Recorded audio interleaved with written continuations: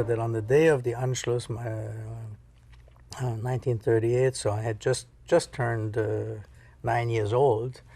I left that morning, and we lived in the vicinity of the city hall, the Vienna Rathaus, and I went down there, and I saw these tens of thousands of people on the street, and all the German flags and the music and the bands and everything else, and I was in there with the mass of the people, shouting my head off like everybody else. Ein Volk, ein Reich, ein Führer. One people, one Reich, and one leader.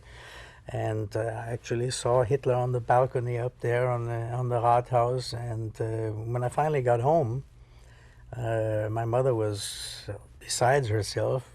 She didn't know, where have you been? You've been gone for 6 hours, you know.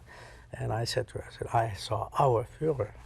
Whereupon my mother slapped me left and right and said, you never call that SOB again our Führer. He is not our Führer.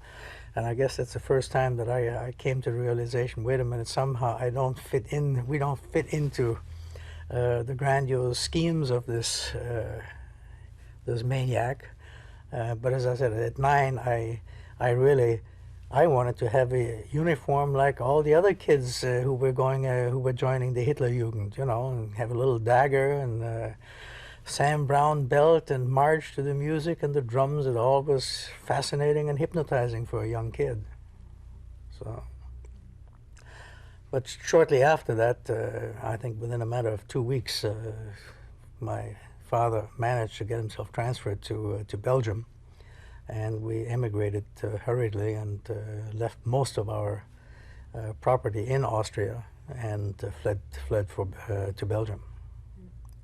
What about in school during that spring of that year?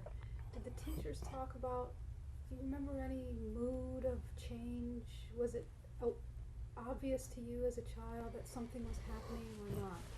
I can't really say that I remember it. I mean, yes, all of a sudden there were swastika flags in the schoolroom, and Hitler's picture was up on the wall. But other than that, no. I mean, I remember that I wanted to be like the others, and I knew that the large majority of my classmates were either joining the Hitler Youth or other activities, and my parents sent me to the Boy Scouts. And I didn't think that their uniforms were as attractive as the uniforms of the Hitler Youth. So obviously anti-Semitism was rampant, but I also know that at one point my mother was paraded through the streets of Vienna after the Anschluss, and they hung a sign around her neck saying that this pig woman bought in a Jewish-owned store. And my mother apparently tried to tell them that she was Jewish, and they wouldn't believe her. They paraded her through the streets with a sign around her neck. Who did this? I guess the local Nazis. It was just a few days after the Anschluss. So I also remember my mother being very upset. We had moved into a brand new apartment building in Vienna. At that time it was brand new. And downstairs on the street level there was a small grocery shop where you got your essentials, milk, butter, essential food items and so on, a small store. And of course my mother, when we moved there, they immediately recognized that she was German by her accent. She didn't speak like an Austrian, like a Viennese. And the store owners always engaged her in conversation, and were somewhat I don't want to say not subservient, but deferential to her. And I know that quite often the conversation turned around Hitler, Germany, And the shopkeeper would always say to my mother, well, just let him try to come here into Austria. We'll show him. We'll throw him out in no time at all.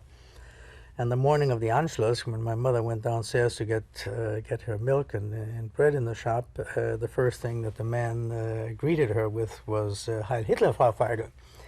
And my mother was astonished. I mean, overnight, this man suddenly became a Nazi. And as she left the store, she looked in the window of the door, and there was a big sign, from today on, the German salute is Heil Hitler. Okay? And prior to that, it was always, as the Austrians say, Grüß Gott, which is literal translation is God be with you, or God's greetings. And from one overnight, I mean, it became Heil Hitler.